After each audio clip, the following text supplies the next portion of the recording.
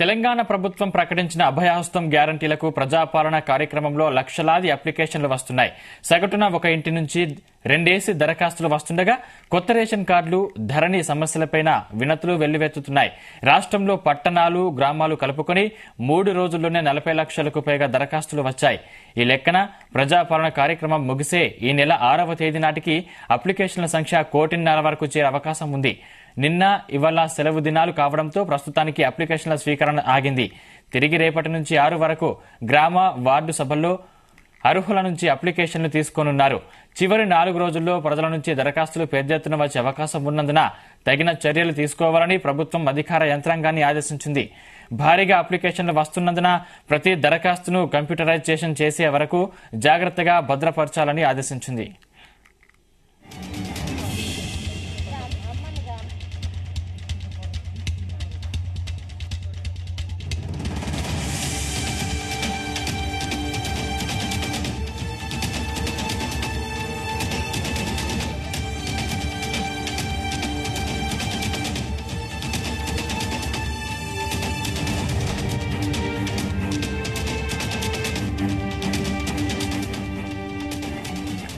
ప్రభుత్వం గ్యారంటీల అమలులో భాగంగా ప్రజాపాలన కార్యక్రమం ప్రారంభించి అర్హుల నుంచి దరఖాస్తులు స్వీకరిస్తుంది.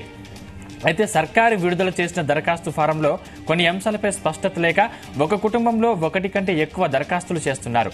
ఉమ్మడి కుటుంబాలు ఎన్ని, ఎలా దరఖాస్తు సమర్పించాలనే దానిపై స్పష్టత ఇవ్వకపోవడంతో అప్లికేషన్ల సంఖ్య పెరుగుతున్నట్లు అధికారులు గుర్తించారు. తొలి 2 రోజుల్లో 22 లక్షల మేర అర్జీలు వస్తే 3వ రోజు 18.29 లక్షల అప్లికేషన్లు వచ్చాయి.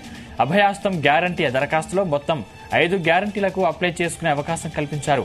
ఇప్పటికే ఆసరా పెన్షన్లు, రైతు బంధు పొందుతున్న వాళ్లు కొత్తగా దరఖాస్తు పెట్టుకోవాల్సిన అవసరం లేదని ప్రభుత్వం తాజాగా స్పష్టం చేసింది.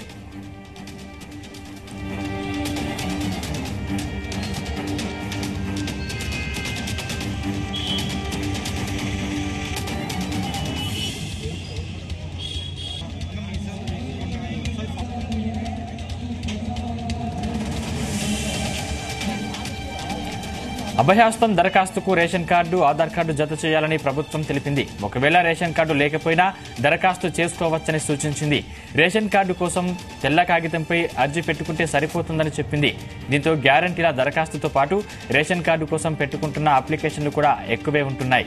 ఇప్పటికే పౌర సరఫరాల శాఖ డిపార్ట్మెంట్ వద్ద దాదాపు 11 లక్షల దరఖాస్తులు పెండింగ్ లో ఉన్నాయి.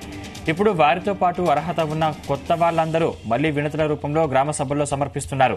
ఇతర సమస్యలపైన అప్లికేషన్లు తెల్లగాగితంపై రాసివ్వచ్చని సర్కారు చెప్పడంతో ధరణిలో ఉన్న సమస్యలపై కూడా ఎక్కువ మంది అప్లికేషన్లు ఇస్తున్నట్లు ఆఫీసర్లు చెబుతున్నారు.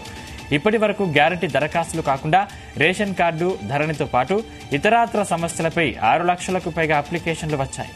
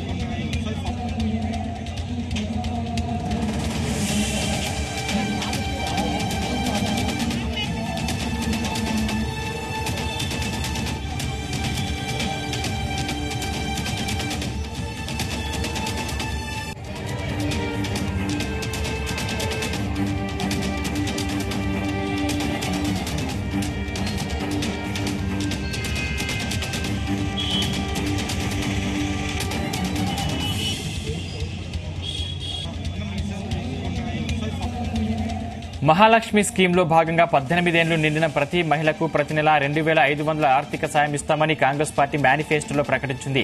దీంతో ఒక్కో కుటుంబం నుంచి ఎంతమంది మహిళలు ఉంటే అంతమంది ఈ స్కీమ్ కోసం సపరేట్గా ఎవరికి వాళ్లు అప్లికేషన్ ఇస్తున్నారు. ఇలా సగటున ఒక్కో ఫ్యామిలీ నుంచి 2 దరఖాస్తులు వస్తున్నాయి. అదే సమయంలో రేషన్ కార్డు లేకున్నప్పటికీ అప్లై చేసుకునే అవకాశం ఇవ్వడంతో వివాహమై ఒకే ఇంట్లో ఉంటున్నోళ్లు కూడా గ్యారంటీలకు వేర్వేరుగా దరఖాస్తు చేసుకుంటున్నారు. 500K గ్యాస్ సిలిండర్ ఛాన్స్ ఉండటంతో గ్యాస్ కనెక్షన్ నెంబర్ సపరేట్ గా ఇస్తున్నారు. ఇందిరమ్మ ఇండ్ల పథకంలో 2 కేటగిరీలు ఉన్నాయి. ఇండ్లు లేని అర్హులైన కుటుంబానికి ఇంటి నిర్మాణానికి ఆర్థిక సాయం కోసం కూడా ఎక్కువ సంఖ్యలో దరఖాస్తులు పెట్టుకుంటున్నారు.